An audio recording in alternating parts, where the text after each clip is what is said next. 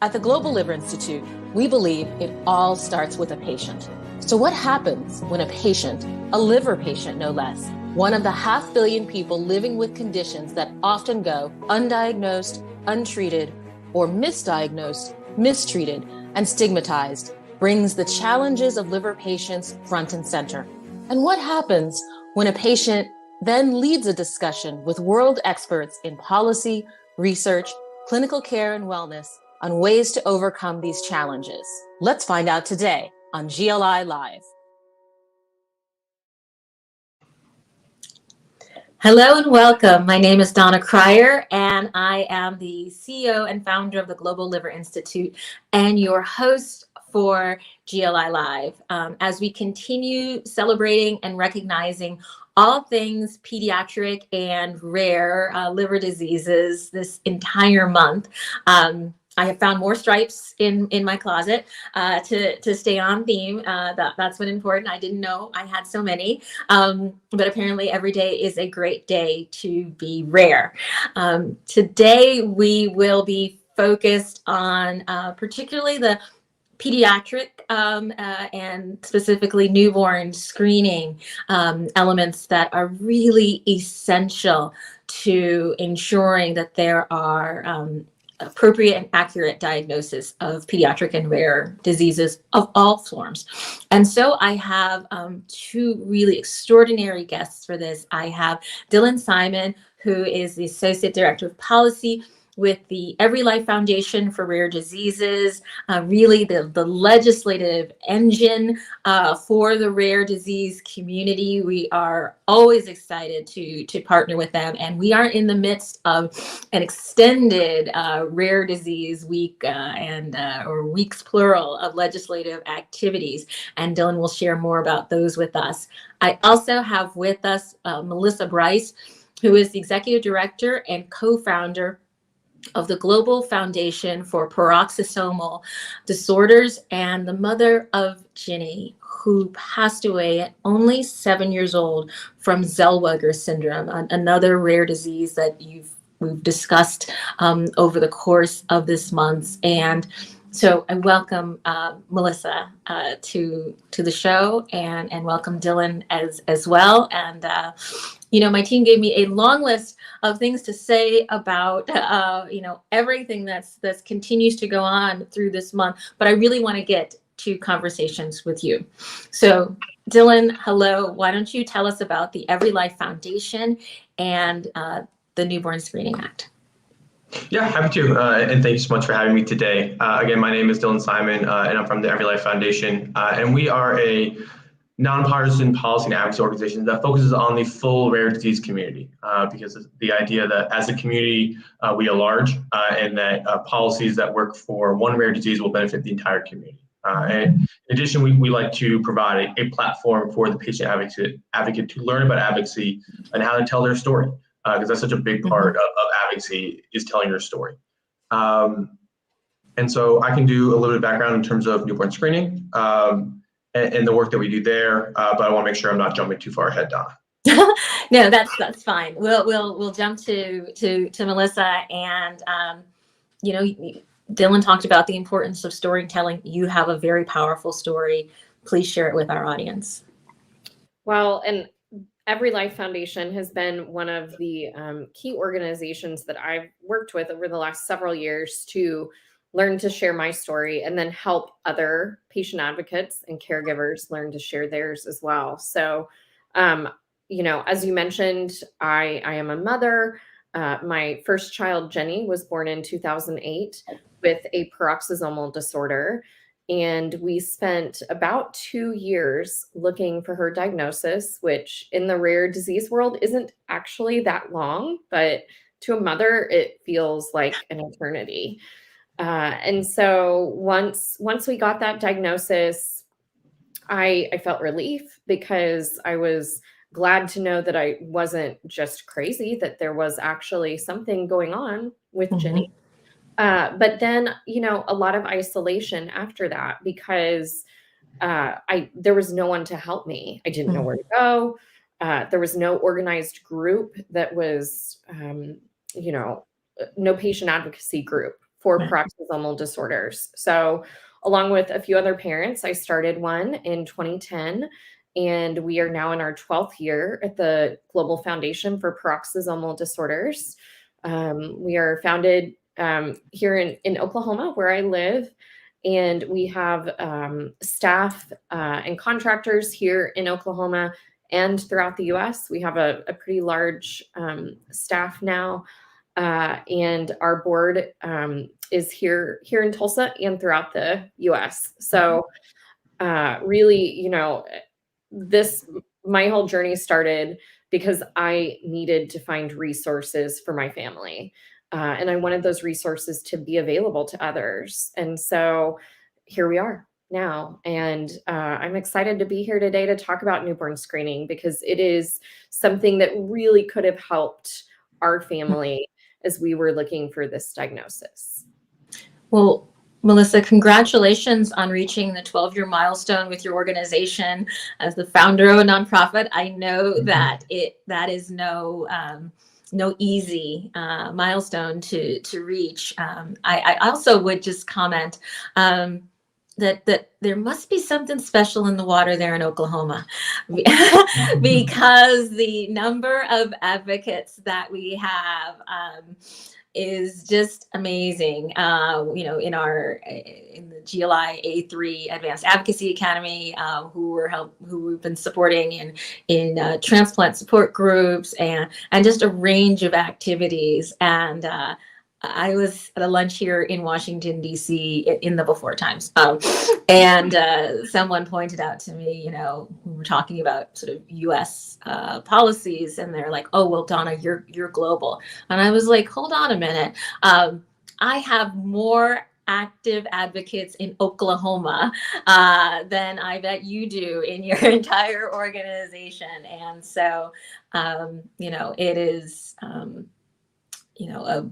a beautiful, powerful thing that I'm going to have to, come out of this challenge and go see for myself what makes you all so strong and so wonderful in Oklahoma. So I'll just give that shout out. And Dylan, you're in front of that fantastic map.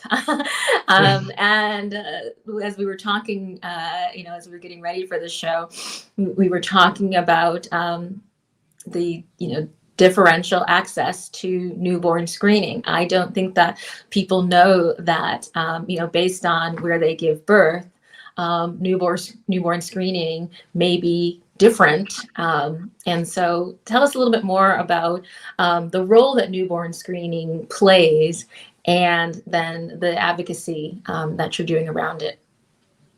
Yeah, happy to. And I think that's a great point to lead off the fact that newborn screening is a state-run program. And it is really a unique public health program, since there is that balance between the federal and state aspect in terms of federal recommendations and federal grants. But at the end of the day, these are state-run programs. Because I think it's always important to, when talking about newborn screening, is to remember that newborn screening is a system, not a test. Quite often we talk about the test itself, and that is an important part of it. But newborn screening is educating parents, educating providers, ensuring the fact that when the diagnosis is given, they are providing families with the correct information.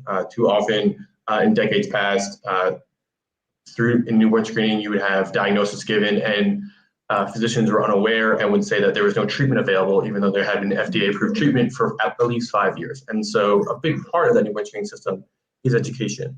Let me stop you. Say that again. Yes. That a parent could have their newborn, tested. It's a little foot prick. Is that yes. Is that correct? Okay. Correct. And it could come back with some results, and that there may even be a treatment, but it may not be provided.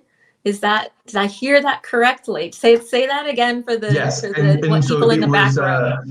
It was the physician was unaware, because again, nature of rare diseases, that they weren't aware of condition X and hadn't heard of it before and hadn't known that there's a treatment, and had given, unfortunately, the incorrect information. And so that is the benefit of education today and the growth of the newborn screening system over the last 10 to 15 years, that we're seeing that less and less, if not at all anymore, which is a great part of it. But that's why that education part is so important. And I think there's a condition known as MPS II, which we're hoping to see on more state panels in the coming years, because the federal, it just got nominated for the federal recommended panel. And a big part of that process in the next couple of years is creating those educational materials for parents, for physicians, so they're aware that if they do get a diagnosis, they're aware of what the condition is in the options available. So there are thousands of rare diseases. We know there are already so many hundreds of just the rare liver diseases, which is why we started our Pediatric and Rare Liver Disease Council to give attention just to those diseases like Zellweger Syndrome. But is every rare disease on being screened for? No, is the short answer. And so again, that there's the federal recommended panel that I just spoke about, which is the RUSP, which is the Recommended Uniform Screening Panel. And I think a key word of that is that the R is recommended, not required, because at the end of the day, the final decision is still a state-by-state decision. But on that RUSP, there are 35 core conditions. And part of that reason is getting onto the RUSP is a evidence-driven process, and because there are a few key parts when talking about why to get added to the RUSP. And so part of that is because newborn screening is a mandatory test. And so there are select opt-outs in certain states, but in general, every newborn is being screened for these conditions.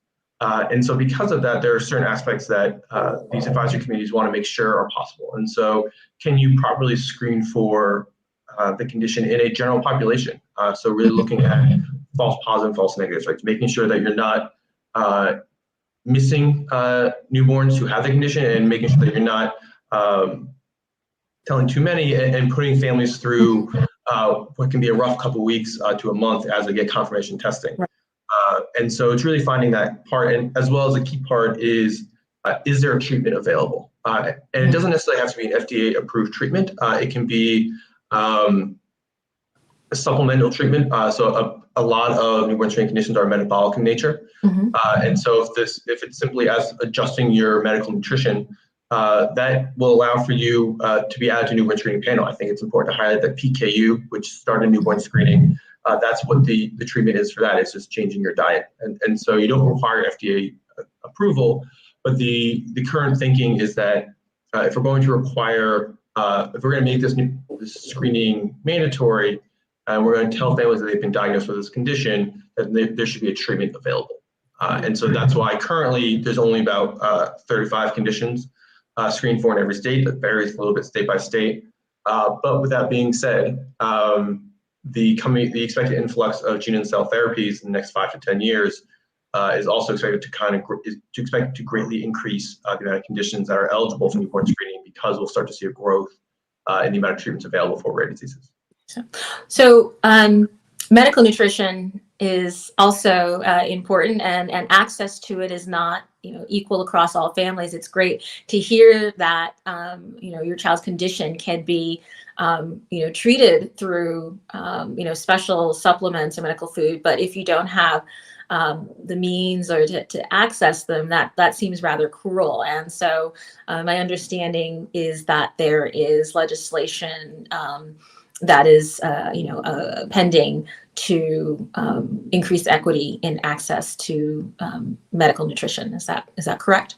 That is correct. The Medical Nutrition Equity Act, and support for it is growing. Something that the EveryLife Foundation has been supportive of for many years, and agree that we would love to see that passed. And we're thankful for the progress we've seen. Unfortunately, policy and advocacy can be a slow grind at times, and so we are continuing to push forward and hoping to see passage, hopefully soon or in the coming years. But it's definitely something that we strongly advocate for, because yes, we think if we're going to provide the diagnosis, the medical foods should be covered. Melissa, how do you share the urgency with policymakers? So I understand, Dylan's point that often policymaking is is very slow. Takes a lot to, build coalitions around, but children don't have a lot of time. Every day that they go either being undiagnosed or not having the treatments is a day that delays their growth and could threaten their lives. And so how do you convey that urgency to policymakers and others? Well, I think it really starts with sharing your story, sharing how the rare disease that is that a member of your family has impacts their life and your life on a daily basis.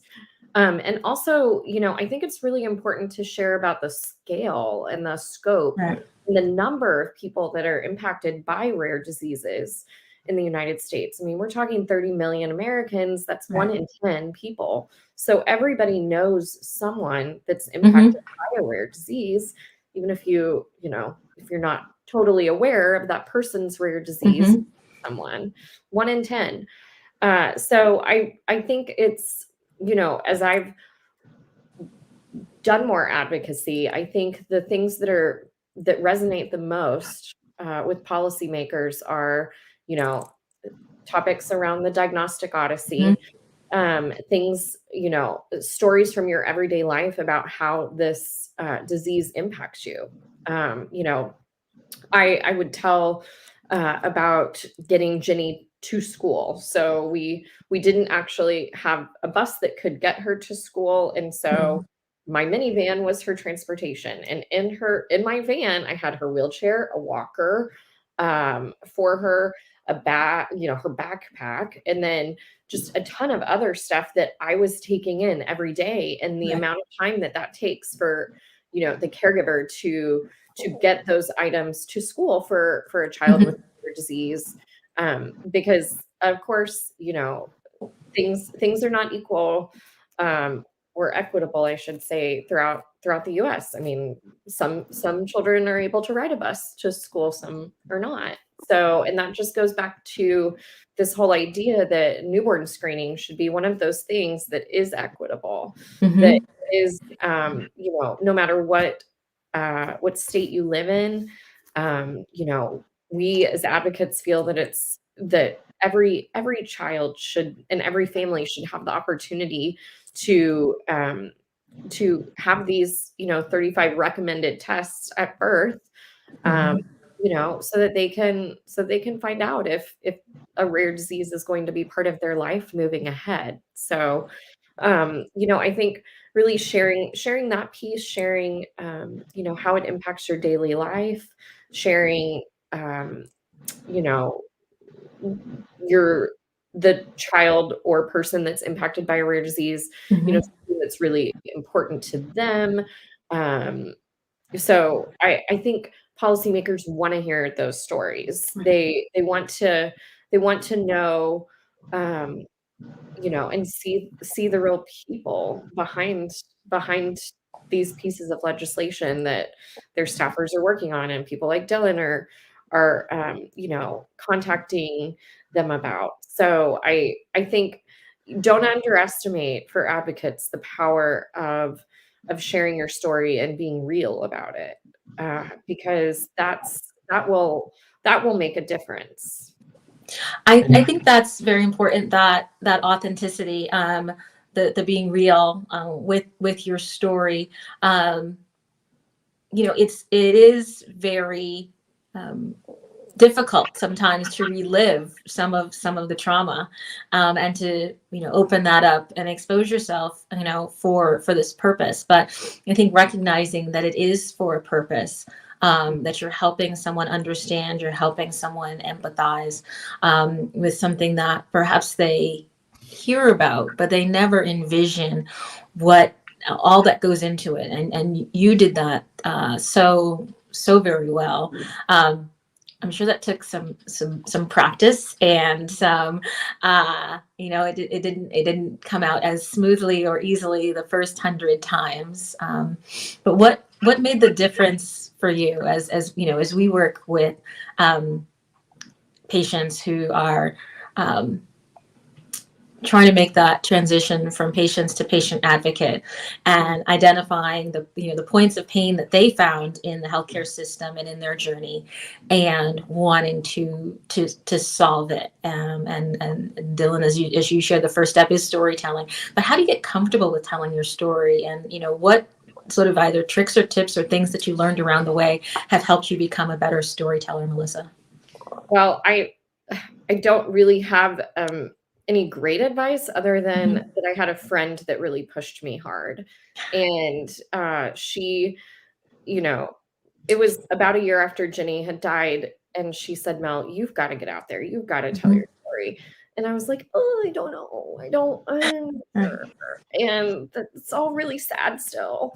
And it is. And it was still really sad. But I think just having that one person push me, and somebody I've known my entire life, she said, you can do this, you can get out there. And so I think that speaks to the power of sort of that peer mentoring that organizations like EveryLife Foundation provide for advocates that are new to this space. I think, having that. And of course, my friend wasn't a rare disease advocate. She's a person, and so that's where she was coming from. But I think it's even more helpful to see for advocates that are new to see what's out there. That there are people that there's legit an army of advocates out there now doing this work, and so that can be really empowering for newbies. I hope it is. At least when I started this work, EveryLife was also just sort of starting this work. I think Rare Disease Week on Capitol Hill has only been going on how many years, Dylan? 8? I believe it's 7 or 8. I'd have to go back and double check. I know we are only about 12 years old, and I know it did not start from our founding. Yeah. So, about the same time they were launching, I was getting more involved in this space. And so I think as an advocate, that would have been really comforting and helpful to me to see that. But, I think that's just, you understand rare, Donna. Just the power of getting a bunch of rare people together is that we can just, push things ahead, and that empowerment and that bravery and that courage to tell your story just sort of multiplies when there are more. It does. So, Dylan, how many advocates are going to be participating in Rare Disease Week this year? We're very excited about this. We have more than 1,300 advocates who have signed up for activities this year, which we're very excited about. And I did want to just kind of piggyback off something Melissa talked about in terms of, I think it's always important to know when starting out in advocacy that policymakers don't expect you to be an expert in the policy. They expect you to be an expert in your story. And it's your story for which you are already an expert because it's the life that you've lived. And so just getting out there and practicing and just recognizing the fact that they want to hear from you. There's a stat that I always like to highlight that from a survey of congressional staffers from 2015, where it's like 96% of staffers said that just hearing from their constituents, contacted anyway, in person, phone, email, would have 96% of a positive, some influence, with approximately 40% saying it had a lot of positive influence. So it just highlights the fact that they want to hear from their constituents. They want to hear from advocates. They want to hear their story. They're going to hear from you weekly, giving them the numbers about the economic burden and the diagnostic odyssey. And we have all those, and those can be great parts of advocacy. And as you get more comfortable, great to include in your story. But at the end of the day, starting with just your story and getting comfortable telling your story is a great place to start. Yeah, and I think that's the hook, right? The hook. So we get them hooked with our stories and sharing what our lives are like, and then hit them with the facts. And this is how we can make this better. Right. So It's got to start with the story and the person. I think that the strategic use of storytelling is something that has, intrigued me over the course of the decades, since at this point I have a very long patient journey, and there are many stories. And so matching the specific story to the strategic policy need and policy objective that we're trying to achieve, is something that I love helping patients with. They're worried, that they're just gonna, have to talk for hours. It's not. It could be, a sentence, a vignette, this would have mattered to me. Sometimes is most effective. And so I also think it can be incredibly healing, the telling of the story, to recognize that somebody is listening to it. And, when you have the opportunity to have something change because of it, I think it gives you a little part of yourself back. So I would absolutely encourage, more patients to be part of these types of activities that the EveryLife Foundation puts together. 1,300 strong is nothing to sneeze at. That's really amazing, and a testament to your entire organization and all the infrastructure that goes on, every day of the year. Not to prepare for and to follow up on Rare Disease Week, and to make sure that it is sustainable. People talk about, Hill Days and Advocacy Days, but it's really the other, 360 some days of folks like yourself, Dylan, and Melissa, following up and, driving the points home until legislation is actually passed. And so I just want to, shout out for the policy staff here in DC that doesn't get enough credit for everything that they do behind the scenes to set up these 1,300 virtual visits. There's a lot of Zooming, there's a lot of things to logistically, but then what happens afterwards is even more important, and sometimes we lose sight of that. So how can we use the hashtag and the words rare aware to make sure that people stay focused on rare diseases once they are aware of them, whether they are physicians or patients or your neighbors, who could be the encouragers, for you. So what would, and I'll ask this question of each of you, maybe Dylan first, and then I'll give Melissa the last word. What would you like people to take with them after, Rare Disease Day on the 28th is over, after Rare, Liver Diseases Month is all wrapped up? What would you hope that they take with them and do the rest of the year, Dylan? Yeah, I think the key point is to remember that advocacy is different for everybody. There are going to be advocates who fly into DC once a month and go meet with their staff, their representatives once a month, and that's great.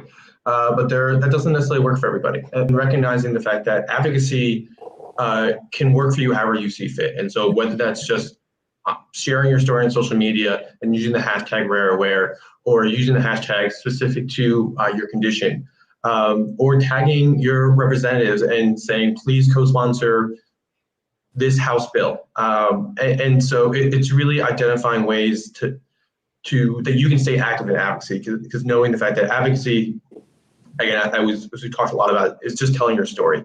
And so whether that's on social media, whether that's joining a disease-specific organization as a volunteer, whether it's joining weekly or monthly calls from the EveryLife Foundation to stay up to date, it's really just ensuring the fact that if you want to continue to do this over the course of the year, you can. It's just finding the way that works best for you and what fits best into your life. Fantastic. Melissa? Yeah, and Dylan, I think you hit it right there. What works best for your life, and I think the key is follow up. So, if what works best for your life is being super active and tagging, those members on Twitter or Facebook or whatever, to say, hey, support this legislation. That's awesome.